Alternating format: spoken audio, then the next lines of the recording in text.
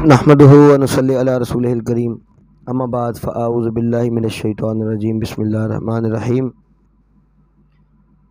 अब ये जो सवाल मुझसे किया गया है जिसका जवाब है, इल्म जफ़र के बारे में सवाल है कि इल्म जफ़र के कितने शोबे हैं। जो फ़न अमलियात से जो दोस्त मंसूब हैं उन सबको पता है कि इल्म जफ़र के दो शोबे हैं, एक शोबा आसार और दूसरा शोबा अखबार। इसके बारे में थोड़ा तफसीलन मैं वाज़े करता चलो आप दोस्तों की खिदमत में। देखें कि शोबा अखबार वो शोबा है जिसमें हम मुस्तसला लगाते हैं, जो जफ़र के मुस्तसले लगाते हैं, सवालों का जवाब लेते हैं। और शोबा आसार वो है जिसके साथ हम मतलब है कि काम करते हैं, अमलियात करते हैं। जिसके साथ इल्म जफ़र की बहुत सारी शाखें हैं, बहुत सारे इसमें अमलियात आ जाते हैं, हरूफ भी इसी में ही आते हैं। और का एक सवाल इल्म जफ़र के बारे में किया गया, क्या हरूफ की तरतीब को उल्टा करके लिखा जा सकता है? बिल्कुल लिखा जा सकता है। और एक बंदे ने सवाल किया कि अगर हरूफ स्वामत को हम उल्टा करके लिखें तो क्या बंदिश ख़त्म हो जाएगी? नहीं, बहुत बुरी रजत लगेगी, कभी भी ये हरकत नहीं कर देंगे। एक शख्स ने अब इसके बारे में सवाल किया कि इल्म जफ़र के हवाले से उसको मलफूज करने का क्या मतलब है। अच्छा, मलफूज करने का मकसद है कि हरूफ को अलग अलग करके मतलब लिखो, उसको बस्ते हरफी कहते हैं। बस्ते हरफी, उसको बस्ते हरफी करो यानी कि अलग अलग लिखो। मलफूज का मतलब है, अब अलिफ लिखो तो वो इस तरह अलिफ नहीं लिखना, पहले अलिफ लिखना है, फिर लाम, फिर फ़ा, अलिफ। जीम लिखो तो जीम, ये, मीम, जीम, या और मीम, जीम। लाम लिखो तो लाम, अलिफ, मीम, लाम, अलिफ, मीम, लाम। नून लिखो तो नून, वाव, नून, नून। और जब मलफूजी हालत में लिखेंगे, अबजद मलफूजी लिया जाता है। अब उसमें जो मलफूज करके उसको लिखा जाएगा वो सब हरूफ के अदाद लेकर उसके जमा करके फिर उसकी मलफूजी अदाद निकलेंगे। कहा गया है कि अबजद ज़ाहिरी कौन सा है, अबजद बातनी कौन सा है। भाई अब अल्लाह, अलिफ, लाम, लाम और हा, चार हरूफ से मिलके बने। इस तरह लाइन में लिखो, अलिफ नीचे लाम, फिर हा। अलिफ के आगे लिखो लाम और फ़ा। अलिफ उसका ज़ाहिर है, लाम, लाम, हा ये उसका ज़ाहिर है। मलफूज करके लिखो तो जो अलिफ, लाम और फ़ा है ये अलिफ का बातिन है। तो लाम का लाम और मीम, ये अलिफ, जो अलिफ है वो अलिफ इस तरह लिखा गया, लाम और फ़ा उसका बातिन है। तो लाम का अलिफ और मीम, लाम लिखा गया वो ज़ाहिर है, अलिफ और मीम उसका बातिन है, जो कि बोला जाता है लेकिन जो सामने लिखने में नहीं आता। तो हा इस तरह आप लिखोगे तो हा का जो हा है वो ज़ाहिर है और अलिफ उसका बातिन है।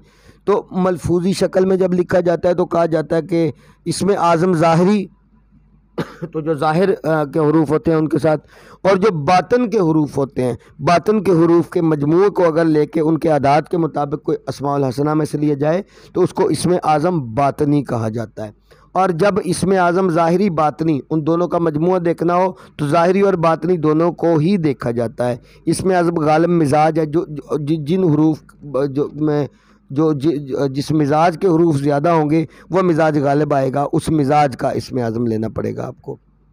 अगली बात अब इसके अंदर हम करते चलें कि अब इसमें यह सवाल किया जाता है कि क्या जफ़र के साथ आने वाली पढ़ाइयाँ हमारे लिए जायज़ हैं? अगर उनमें कोई शिरकिया कलाम नहीं निकल आता गलती से भी तो वो जायज़ है, बिल्कुल जायज़ है। जफ़र के साथ कौन सी पढ़ाइयाँ आती हैं? अव्वल तो पहले बात यह है कि जफ़र के साथ पढ़ाइयाँ कौन सी आती हैं वो चीज़ बताएं। हमने ज़िंदगियाँ गुजारी इन चीज़ों के ऊपर। अब पढ़ाई कभी भी अखज़ नहीं की जाती जफ़र के साथ। जफ़र के साथ अमल बनाया जाता है, हरूफ की एक तरतीब पढ़ी जाती है, वो चार चार के तरतीब के हिसाब से हरूफ के साथ तिलिस्म बना के वो पढ़े जाते हैं।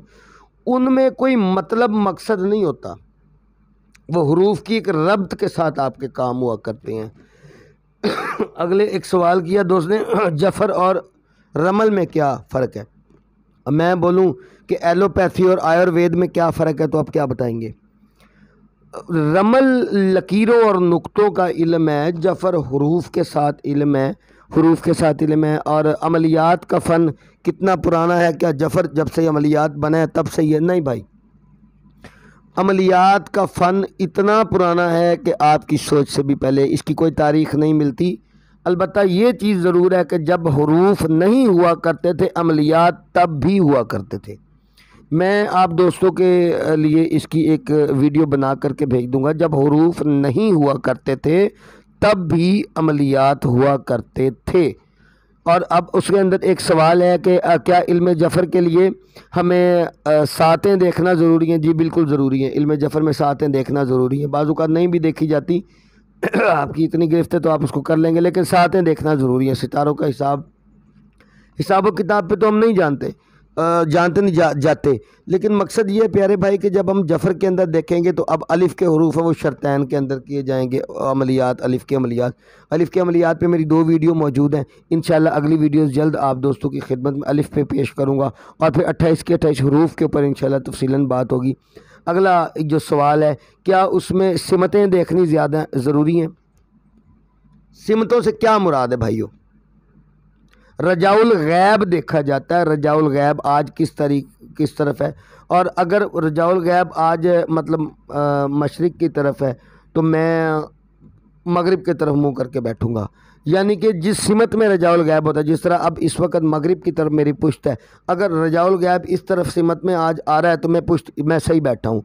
और अगर मैं उसकी तरफ मुंह करके बैठूंगा तो इल्म जफ़र के कानून के मुताबिक मेरा काम रुक जाएगा, मेरे काम को रोक लिया जाएगा। इल्म जफ़र में अब अच्छा सवाल किया गया, एक भाई ने पूछा रजाउल गैब क्या है, इसके ऊपर एक वीडियो अलग से दूंगा। और रजाउल गैब को किस तरह मतलब उनसे काम लिया जा सकता है, उसके लिए एक दुआ होती है। मैंने एक तो चीज़ बताई कि जब मैं इस तरह पुश्त उनकी तरफ करके बैठूंगा रजाउल गैब की तरफ तो मेरा काम अच्छे से होगा। दूसरी ये है, अमलियात में एक चीज़ होती है वो मैं आपको इंशाल्लाह बता दूंगा। रजाउल गैब को सलाम करना पड़ता है, सलाम पढ़ना पड़ता है उनकी तरफ मुँह करके इस तरह, यानी मैं अपने सीने पर हाथ रख के पहले इसमें ज़ात और सूरह फातिहा पढ़ूंगा। ये तरतीब नहीं है, ये मेरी तरतीब है, जफ़र के जानने वालों की तरतीब। इसमें ज़ात का थोड़ा विर्द करूंगा क्योंकि ये लताइफ़ के साथ कुछ चीज़ें मंसूब हैं। उसके बाद सूरह फातिहा एक मरतबा विर्द करूंगा, दुरूद इब्राहिमी पढ़ूंगा और फिर उनके ऊपर मैं सलाम पढ़ूंगा, रजाउल गैब के ऊपर सलाम करके फिर उनकी तरफ पुश्त करके बैठ के अपना काम करूँगा। अब सवालात तो बहुत सारे हैं, लेकिन जफ़र के बारे में जो सवालात हैं मैं इनका जवाब यहाँ पे दे के इस वीडियो को एंड करूँगा इंशाल्लाह। अमलियात के ऊपर जो सवाल किया गया है कि फ़न अमलियात कब से इब्तदा हुई, इसको मैं आपको बताऊँगा और अगली वीडियो में बताऊँगा।